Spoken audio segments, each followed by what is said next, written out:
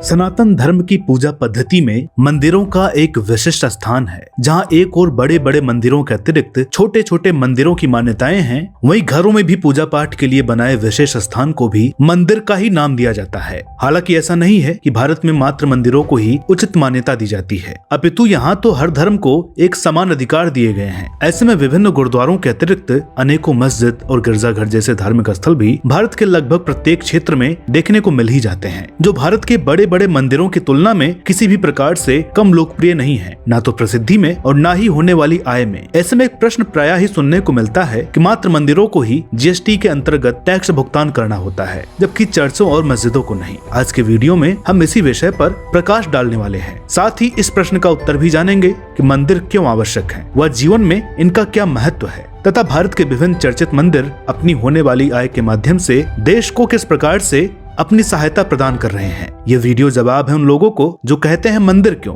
बल्कि मंदिर की जगह हॉस्पिटल होना चाहिए। तो ये वीडियो देखने वालों से निवेदन है कि इस वीडियो को पूरा देखिएगा और शेयर जरूर कीजिएगा। विगत कई वर्षों की लड़ाई और राम मंदिर के पक्ष में आए निर्णय के बाद व इसके पूर्व भी तथा कथित बुद्धिजीवियों की ओर से यह प्रश्न उठता ही रहा है कि मंदिर के लिए इतना संघर्ष क्यों, मंदिर की आवश्यकता क्या है, आदि इत्यादि। ऐसे प्रश्न सनातन विरोधियों की ओर से तो उठते ही रहते हैं, साथ ही खुद को नवीन विचारधारा का मानने वाले हिंदू भी इस प्रश्न को उठाते ही रहते हैं। बहुतों का तो यह भी कहना है कि पहले तो मंदिर और प्रतिमा का अस्तित्व ही नहीं था, परंतु विभिन्न शोधों और ग्रंथों, पुराणों व प्राचीन महाकाव्यों से स्पष्ट हो जाता है कि भारत में मंदिरों का इतिहास बहुत ही प्राचीन है। मंदिरों का अस्तित्व। सबसे पहले हम यह जान लेते हैं कि मंदिरों का अस्तित्व कितना प्राचीन है। बहुत से इतिहासकारों का मत है कि बौद्ध धर्म के उदय के पश्चात मंदिरों का निर्माण अस्तित्व में आया, जबकि रामायण काल में भी मंदिर हुआ करते थे, जिसके प्रमाण विभिन्न ग्रंथों व महाकाव्यों में भी उपलब्ध हैं। भगवान राम का काल 5114 ईसा पूर्व माना जाता है, जब श्री राम ने रामेश्वरम में शिवलिंग की स्थापना की थी। इसका तात्पर्य तो यही हुआ कि उस काल से ही शिवलिंग पूजा की परंपरा चली आ रही है। उसी काल में माता सीता द्वारा माँ गौरी का पूजन करना भी इस बात का प्रमाण है कि उस काल में भी देवी देवताओं के पूजन का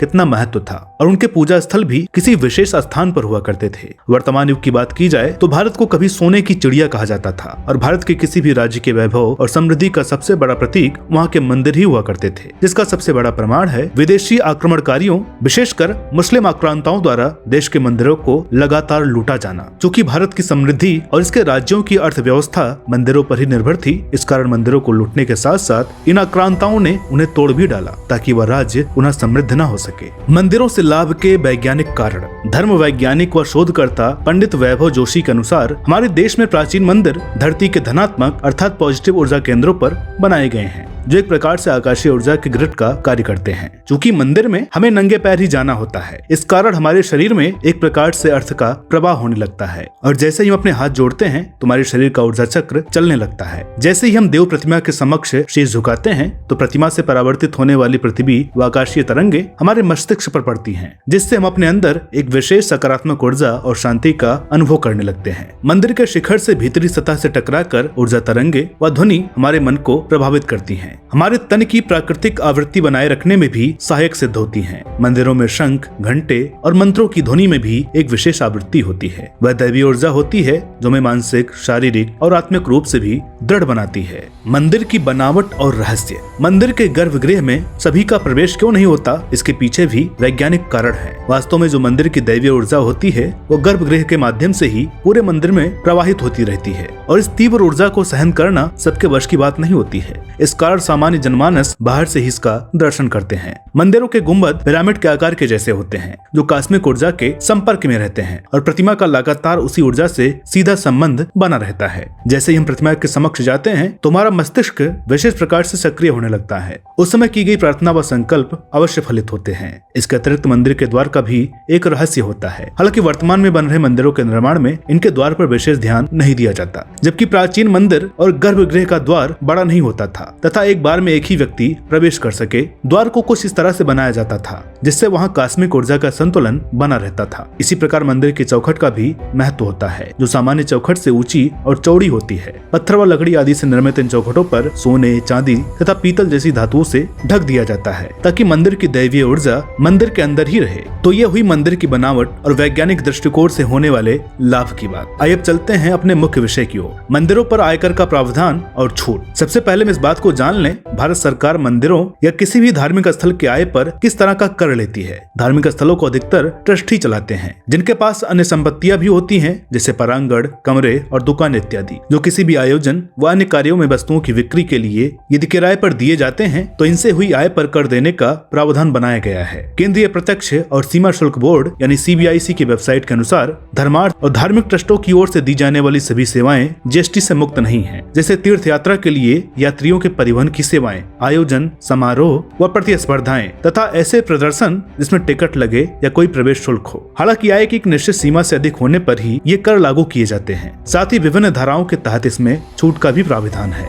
जो मात्र मंदिरों पर ही नहीं सभी धर्मों के धार्मिक स्थलों पर लागू होते हैं। हालांकि यह कर मंदिरों से जिस प्रकार से वसूल किए जाते हैं, वैसी वसूली किसी भी अन्य धर्मों के धार्मिक स्थलों से भी की गई हो, ऐसी कोई चर्चा कभी सुनाई नहीं पड़ी। इन करों से छूट प्राप्त करने के लिए ट्रस्ट को इनकम टैक्स एक्ट 1961 की धारा 12A के तहत पंजीकृत होना चाहिए। इसके अतिरिक्त ऐसी कुछ गतिविधियां जिनमें सरकार द्वारा छूट दी गई है, उनमें धार्मिक समारोह का आयोजन व साधारण जनता हेतु बने धार्मिक स्थल के परिसर को किराए पर देना आदि प्रमुख है। मंदिर द्वारा दिए जाने वाला आयकर, यह आयकर कितने प्रतिशत और किस प्रकार सरकार को दिया जाता है, इसे हम उदाहरण के माध्यम से समझ सकते हैं। दैनिक भास्कर समाचार पत्र में छपे एक लेख के अनुसार मेरठ का मनसा देवी मंदिर, जहां नवरात्र में भक्तों की भारी भीड़ होती है, ऐसे में मंदिर में चढ़ावे और दान में आए एक एक पैसे का ब्यौरा सरकार को देना पड़ता है और मंदिर ट्रस्ट हर साल इनकम टैक्स भी जमा करता है। मां मनसा देवी मंदिर के मुख्य पुजारी भगवत गिरी ने बताया, हर साल 1 लाख रुपए से अधिक आयकर भरा जाता है, जो दान और चढ़ावे में आने वाली धनराशि के अनुसार ही तय किया जाता है। उन्होंने यह भी बताया कि प्रतिशत के रूप में आयकर 1 रुपए में 31 पैसे के बराबर होता है, जो कि वर्ष 1992 से दिया जा रहा है। यहाँ हम आपको यह भी बता दें कि मंदिर के पुजारी को भी ट्रस्ट द्वारा वेतन दिया जाता है और वह भी अपना आयकर भरते हैं। हालांकि अन्य बड़े मंदिर या अन्य धर्मों के धार्मिक स्थल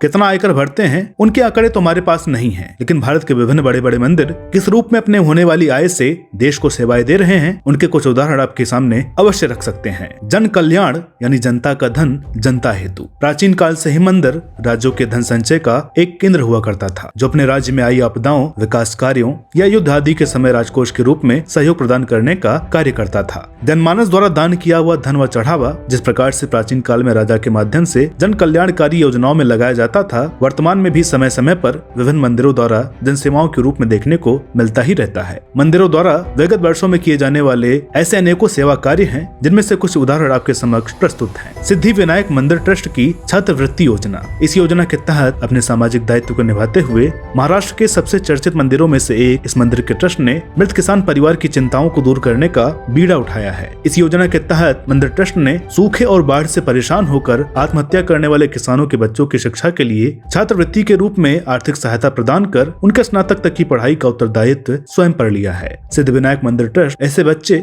जिनको सहायता की आवश्यकता है, इसके लिए सभी जिलाधिकारियों के माध्यम से पीड़ित परिवारों तक पहुंचता है। सिद्धि विनायक छात्रवृत्ति योजना में अनुदान हेतु मंदिर के ट्रस्ट ने 1 करोड़ रुपए की सीमा तय की है। मंदिर की वार्षिक आय लगभग 65 करोड़ रुपए है और इस योजना के अतिरिक्त मंदिर ट्रस्ट सामाजिक सरोकारों से जुड़ी कई अन्य योजनाएं भी चला रहा है। देश के अन्य विभिन्न मंदिरों द्वारा किए गए सामाजिक कार्य भी कम नहीं है। तिरुपति बालाजी मंदिर की देखरेख करने वाला तिरुमाला तिरुपति देवस्थानम, तिरुपति के SV institute of traditional sculpture and architect, VS polytechnic for the physically challenged, Balaji institute of surgery research and rehabilitation for the disabled, Shri Venkateswara poor home, Shri Venkateswara school for the deaf, Shri Venkateswara training centre for the handicapped सहित कई शिक्षा संस्थान संचालित करता है। साथ ही यह trust चुने हुए छात्रों को छात्रवृत्ति भी प्रदान करता है। एक और देश के सबसे बड़े मंदिर ट्रस्टों में से एक सत्य साई द्वारा आंध्र प्रदेश व चेन्नई में पूर्वी गोदावरी व पश्चिमी गोदावरी जल परियोजनाएं चलाई जा रही है। तो वही अम्मा के नाम से विख्यात सतगुरु माता अमृतानंदमयी सुनामी, चक्रवात, बाढ़,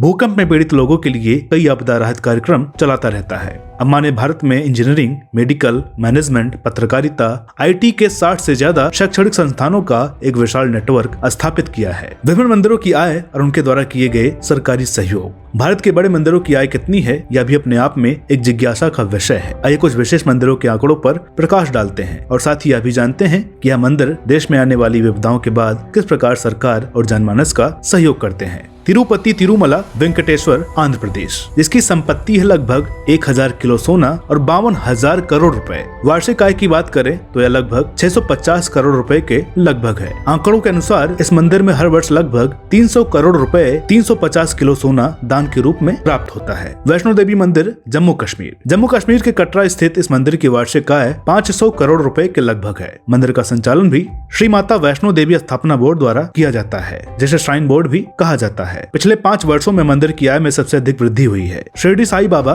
महाराष्ट्र, इस मंदिर की आय लगभग 450 करोड़ रुपए है, जिसमें विगत वर्षों में 300 करोड़ रुपए के आभूषण और लगभग 4.5 अरब रुपए का वार्षिक निवेश भी प्रमुख है। इस मंदिर का संचालन शिरडी साई बाबा संस्थान ट्रस्ट द्वारा किया जाता है। सिद्धि विनायक मंदिर महाराष्ट्र, इस मंदिर की वार्षिक आय 46 करोड़ रुपए है और 125 करोड़ रुपए का फिक्स डिपॉजिट भी है। साथ ही हर वर्ष 10 से 15 करोड़ रुपए दान के रूप में प्राप्त होते हैं। मंदिर का संचालन सिद्धि विनायक मंदिर ट्रस्ट द्वारा किया जाता है। कोरोना महामारी से लड़ाई में मंदिरों की बड़ी भूमिका। भारत में कोरोना महामारी के समय बड़े से लेकर छोटे व्यापारियों ने तो दान किए ही, साथ ही भारत के विभिन्न मंदिरों ने भी बढ़ चढ़कर रुपए दान दिए और अन्य रूपों में भी कोरोना महामारी से लड़ने में महत्वपूर्ण भूमिका निभाई है, जिनमें से कुछ उदाहरण हम आपके समक्ष रख रहे हैं। जम्मू और कश्मीर में वैष्णो देवी मंदिर श्राइन बोर्ड के नॉन गैजेटेड स्टाफ ने अपने 1 दिन का वेतन, तो वहीं गैजेटेड अधिकारियों ने अपने 2 दिन का वेतन राज्य के राहत कोष में दान दिया। इसके अलावा बोर्ड द्वारा कटरा बस्ती में आवश्यक लोगों को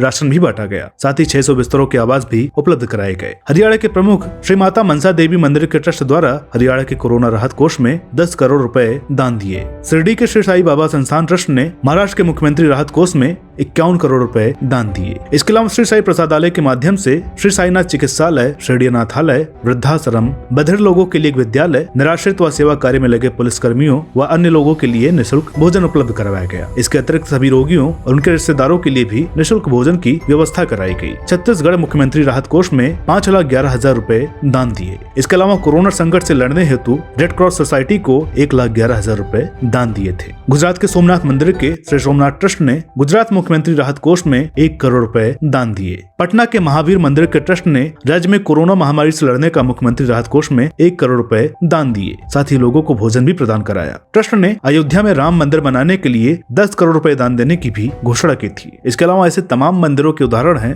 जिन्होंने कोरोना महामारी में बढ़ चढ़कर सहयोग दिया। देश के विभिन्न मंदिरों ट्रस्टों द्वारा आयकर भरने के साथ साथ समय समय पर ऐसे सेवा कार्य देखने को मिलते ही रहते हैं, परंतु अन्य धर्मों के ट्रस्ट आयकर देते हैं नहीं और देश के लिए क्या सहयोग करते हैं, यह प्रश्न आना स्वाभाविक ही है, क्योंकि सारे नियम और प्रावधान जितनी कठोरता के साथ मंदिरों पर लागू किए जाते हैं, उतनी ही कठोरता से अन्य किसी धर्म पर लागू नहीं किए जाते, जो हिंदुओं की आस्था के साथ अन्याय के जैसा ही है। दर्शकों, हमें आशा है कि नारद वाणी के वीडियो आपको अवश्य पसंद आ रहे होंगे। वीडियो के बारे में अपनी राय कमेंट्स के माध्यम से जरूर लिखें। तो मिलते हैं अगले वीडियो में, तब तक के लिए नमस्कार।